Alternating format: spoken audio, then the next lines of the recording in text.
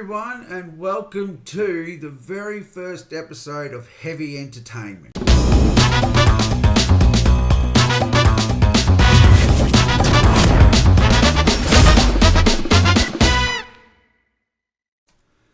Hey everyone, and welcome to the very first episode of Heavy Entertainment. Tonight, I went and saw the movie Black Adam, finally. It's taken me a little while to go see it. I was a bit apprehensive at first because the critics kind of gave it a bit of a bashing, but here tonight I'm going to give you my heavy thoughts on it all in a bit of a review, which I'm going to conduct by giving my opinion on what worked, what was a bit of a hit, and what I felt not didn't work, but kind of missed the mark a little bit.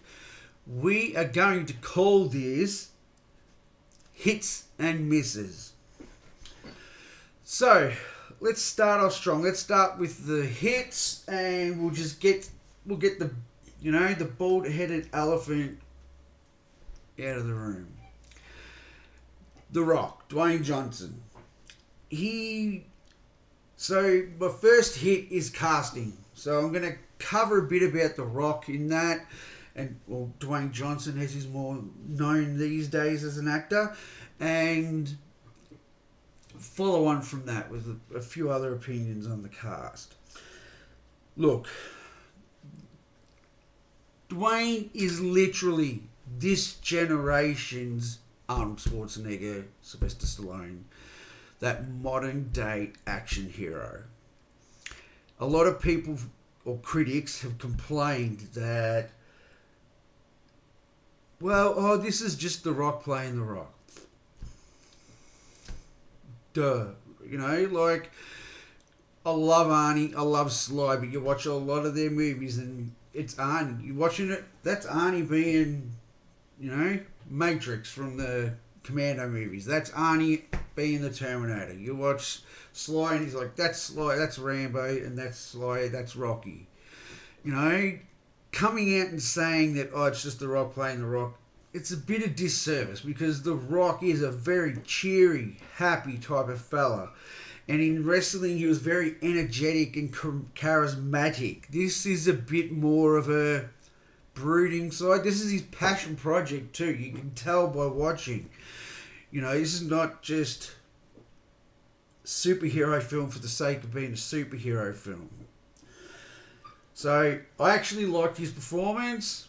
It wasn't the greatest acting in the world, but it wasn't the worst either. I think people these days, especially critics, are a bit harsh and they expect a lot more than everyone else. And if you go into this movie thinking it's going to be something that it's not, you are going to be very disappointed. Other casting highlights was Aldous Hodge's Hawkman was great. I felt he nailed the character of Carter Hall, but not in an overly macho and aggressive way. It was a little bit subdued in ways, but when he needed to be aggressive, he was, and it was great to see. The other standout casting was definitely Pierce Brosnan as Dr. Fate. He will always be Bond to me, because when I was a younger bloke, that's who was Bond, Pierce Brosnan. And to see him in a superhero film is great, but to see him as Dr. Fate, the whole get-up, it was like when he was not in the costume, not in the superhero get-up as Dr. Fate, he literally looked like magical Hugh Hefner walking around with his cravats and his dressing gowns and whatnot. But when he was in that Dr. Fate costume, that outfit, the superhero get-up, I didn't feel like it was somebody else behind the helmet and he was just doing the voice. He embodied the character very well. And with the way the movie ended, the way he played the character, I was a little bit disappointed how the movie ended for him. Just a little minor spoiler. Adam Smasher, was another great, great casting choice. He did have his part to play. It wasn't huge, so I'm not going to go into it. A bit of the comedy in the film really centered around him in a way, so it was a nice little addition. Another great thing was the special effects. I felt were great. There were a couple of times where it felt a little too cartoony, computery, but not enough to take away from the film. At the end of the day, they did a great job,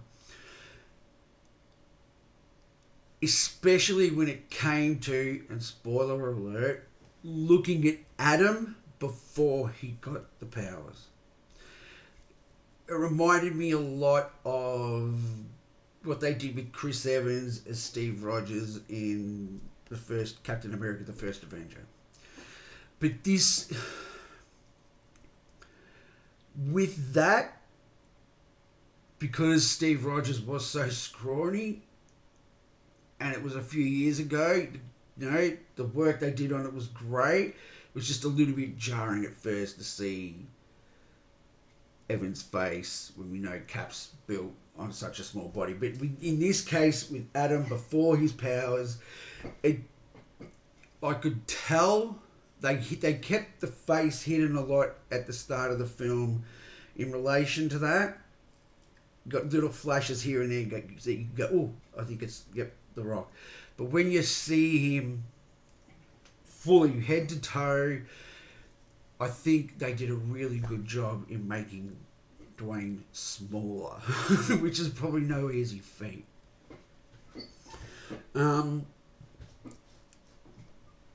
It was another good thing. It was typical in its story outline and what they were trying to do. But I didn't feel like it was bogged down by it. I'll go a little bit more detail about this when I go to my misses. But yeah, it felt like an origin story, but felt different at the same time. On the misses, and I really hate calling them misses because it's not like I felt the film was bad by any means. I feel like if you went into this film, as I said earlier, expecting something that it's not, you're going to be disappointed. In saying that, my biggest miss is probably the plot. It is very contained in a superpower origin story. That's not the worst part about it. The worst part about the plot was probably towards the end, and it's a gripe a lot of people have with the superhero genre, is that you get to the end, and spoiler alert, there's a lot of expendable enemies to face. That their loss and their deaths don't seem pivotal enough or important enough.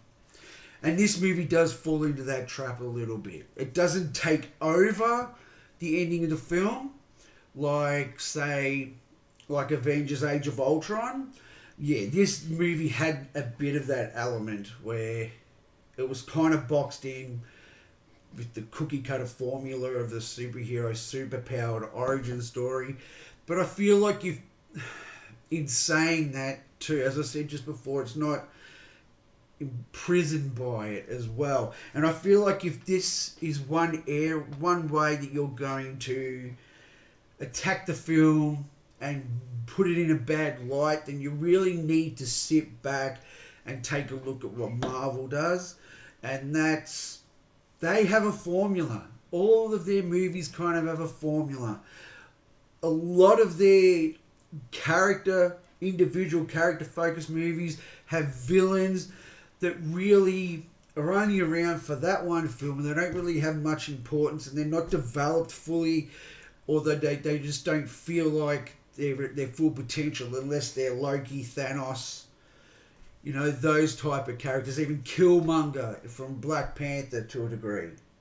So that's probably my hits and misses in relation to it. So moving on, my opinion of the film.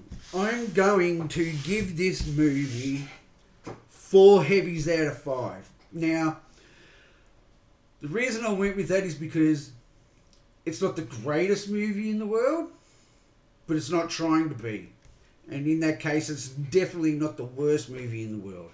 I enjoyed this movie more than I enjoyed Thor: Love and Thunder, which I actually found to be a bit disappointing, but I'll save that for another day. It had all the beats necessary for that superpowered superhero origin story. It did have a little bit of spoken exposition at the start, but it didn't feel like it was explaining the whole story. It got things moving, it got things rolling, and it pushed the narrative forward. That's just my opinion, obviously. The Rock was good to great. Pierce Brosnan, amazing. Me and my cousin who I went and saw the movie, we were both saying he literally stole the scene in every scene he was in.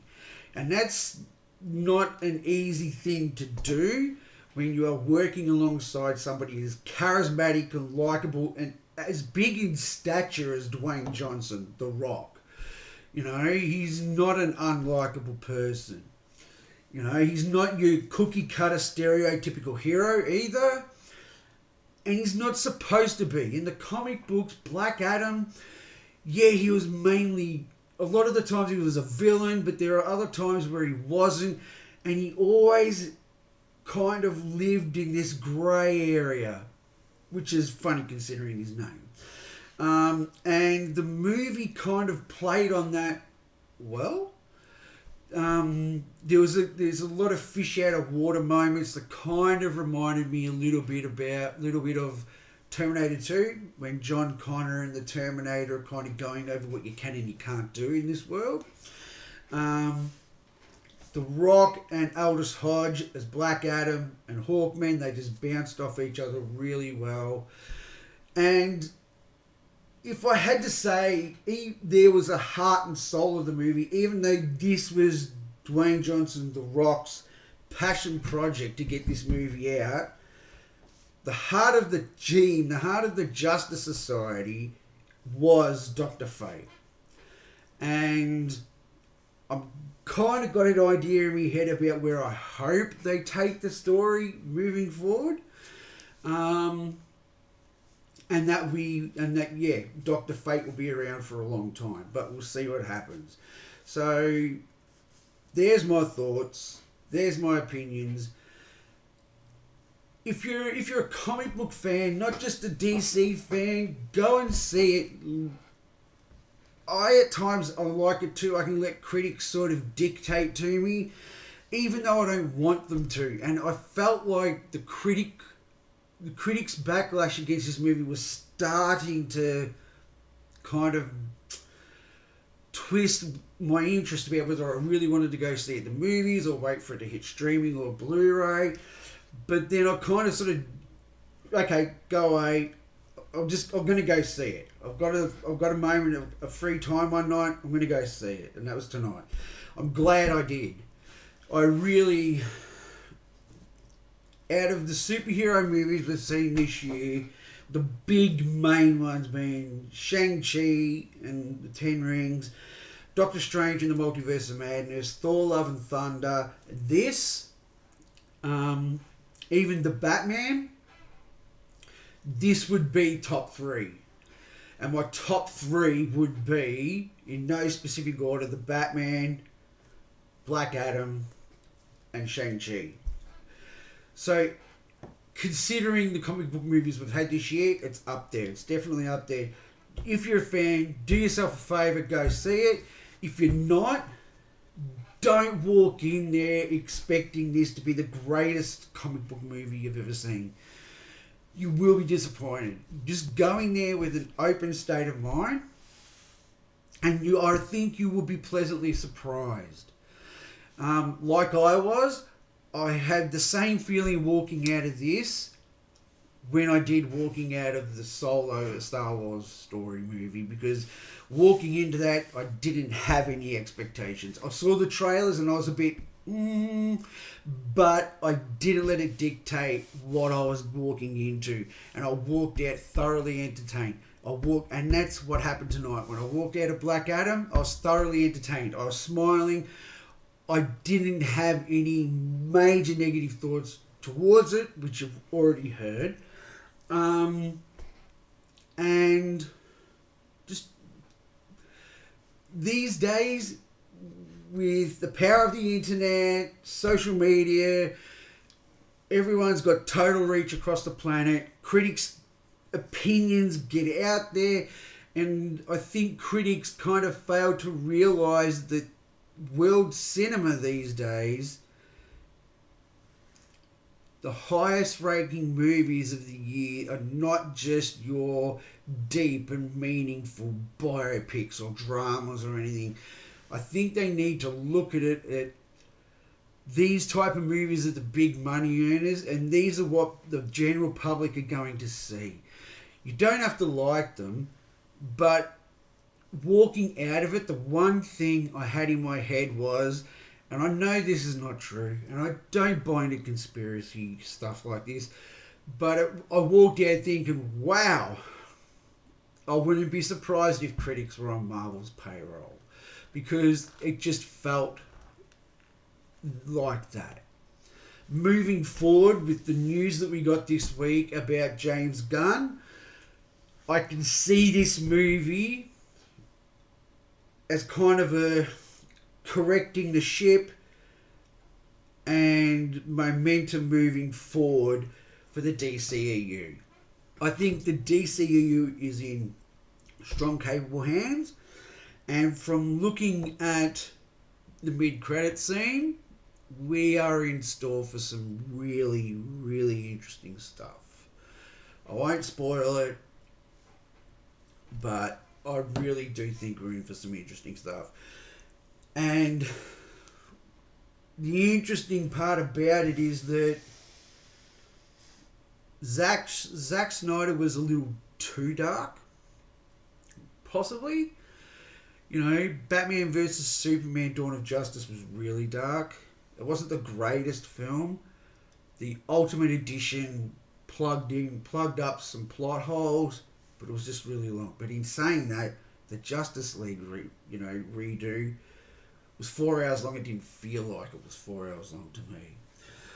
So I can expect moving forward that we're going to get a dark-ish DCEU, because that's sort of Gunn's wheelhouse. We saw Suicide Squad; it was outlandish, whatnot, but it was R-rated. So I'm not saying we're going to get a heap of R-rated DC movies. We got a really dark and gritty Batman this year. Now, I don't know if that Batman will fit in well with what's going to go forward, but I see it being dark and gritty, but still having a bit of colour and a bit of light in there.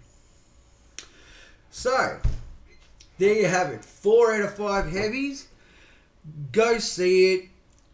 If you're just looking to be entertained, you're going to like this movie. As I've said plenty of times already, don't go in there expecting something that's not. Go in there with an open mind, and as much as it kind of pains me to sort of put negative light on a comic book film, it's better than Thor: Love and Thunder, which disappointed a lot of people. So go and do yourself a favour, go see it, decide for yourself. If you like it, you like it. If you don't, you don't. If you walk out and you're a bit down the middle and indifferent, okay, you are. Everybody has their opinion. Doesn't mean anybody's opinion is worth more than anyone else's, including mine. So you can agree with me or you can't. Just don't be a dick about it. basically. So leave your thoughts and comments below, and I will be sharing this on my social media, so also go and have a look over there and comment and like and whatever else. And hopefully I'm going to see you again really soon with another heavy review. And next time I might still stay within the realm of the superhero genre. So I look forward to seeing you then. So check you later, Heavies.